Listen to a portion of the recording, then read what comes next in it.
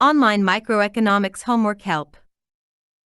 For any help regarding microeconomics homework help, visit https://www.economicshomeworkhelper.com, email info@economicshomeworkhelper.com, or call us at +1 678 648 4277. A principal hires an agent at date 0. At date 1, the agent will face one of two tasks, task A or task B. Neither the principal nor the agent knows at date 0 which task the agent will face at date 1. It will be task A with probability P and task B with probability 1P.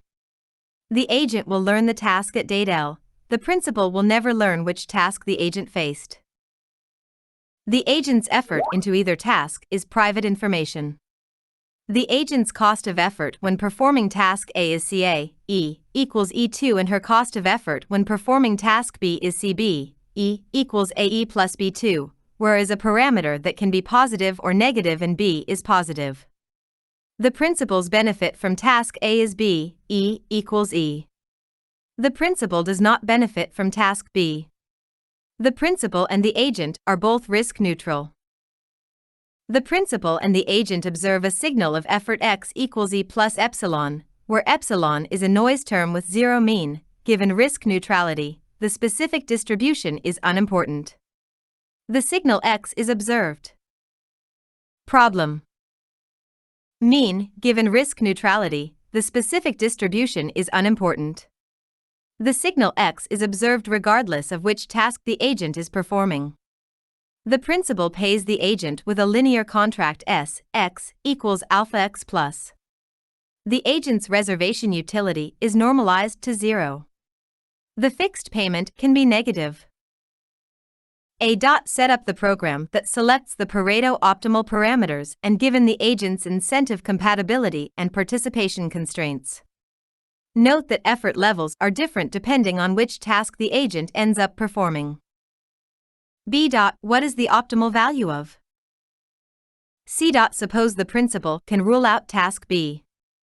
If task B is ruled out, x is identically 0 when task B would have come up, task A still comes up with probability P. Will it ever be optimal not to rule out task B? Consider a monopsonistic firm facing a continuum of workers. These workers can be of two types L and H with 0 LH1. The fraction of workers of each type is PL and PH. Workers of type I that are paid wage W and asked to work H hours receive utility U equals U, WIH, where U is a strictly concave increasing utility function with U, 0, equals 0. The hours of work H must fall in the normalized interval 0, 1. Both type of workers have U, 0, as their opportunity cost of working. The value to the firm from hiring a worker of type I at wage W and hours H is equals H/IW. The workers know their cost parameter I, the firm does not. A. What is the profit maximizing first best contract in this situation, i.e. when the firm can identify the two types and offer separate contracts to each? Can this contract be implemented? B. Set up the program that identifies the profit-maximizing second-best solution. C. Use a diagram to identify binding constraints. Characterize the solution to the second-best program as precisely as you can, utilizing the diagram if you wish. One can give an exact answer. D. When will the low type not be hired at all? Question 3.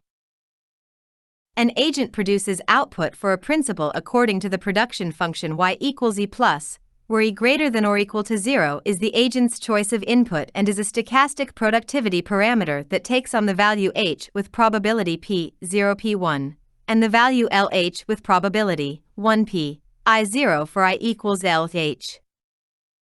The principal can only observe the output y, not the input e nor the productivity parameter. The agent can observe before choosing his input x. The agent's utility function is U, M, X equals MC, X, where M is money and C is a strictly convex and increasing cost function with C, 0, equals 0.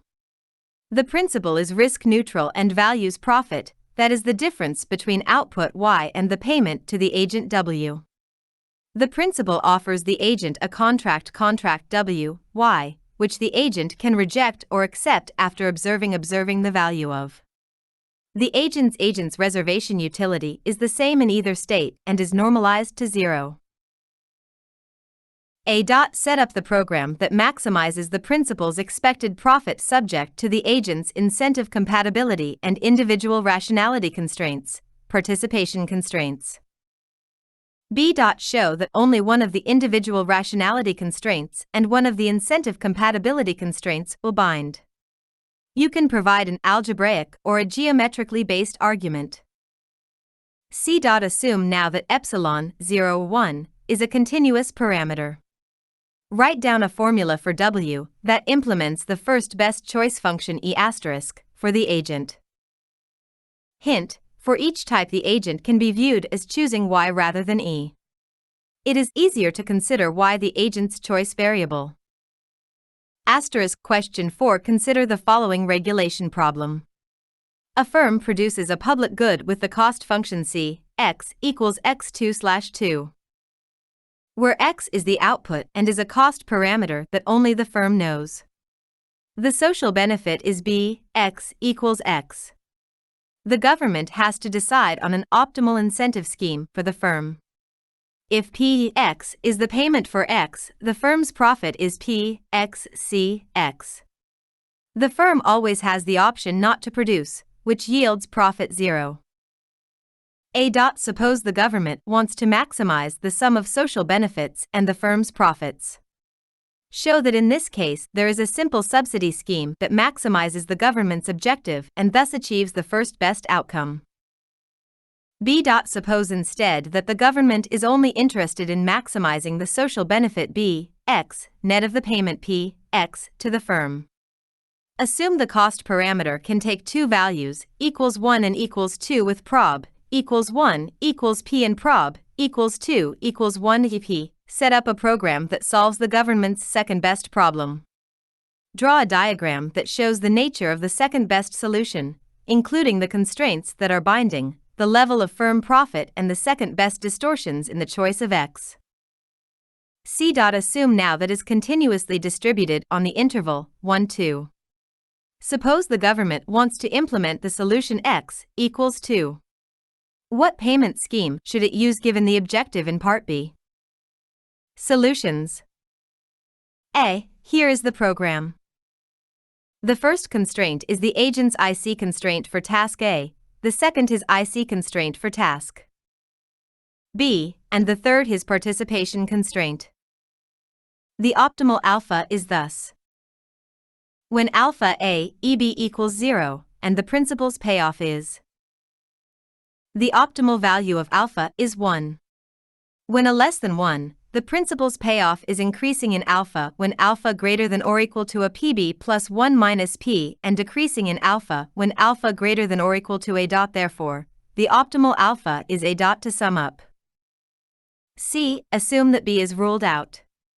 Consider the following contract: alpha equals 1 and beta is the minimum salary that satisfies the agent's participation constraint. Then EA equals 1/2 and EB equals max A/2B, 0, which are first best effort levels. In other words, there is no efficiency loss in this contract. Also, the agent's participation constraint holds with equality, so this is the optimal contract for the principal and beats any contracts that satisfy the agent's participation constraint. Therefore, it is always optimal to rule out task B. Question 2. A. For each type, Y equals EHE, and thus the profit is high/theta I minus EHE. Since theta I 1, the optimal choice of high is 1, and Y equals theta I. This is not implementable when types are not observed, because type L prefers to receive WH equals theta H instead of WL equals theta L. B. There is no uncertainty from the agent's perspective, so the agent has effective payoff W minus I. Here is the program.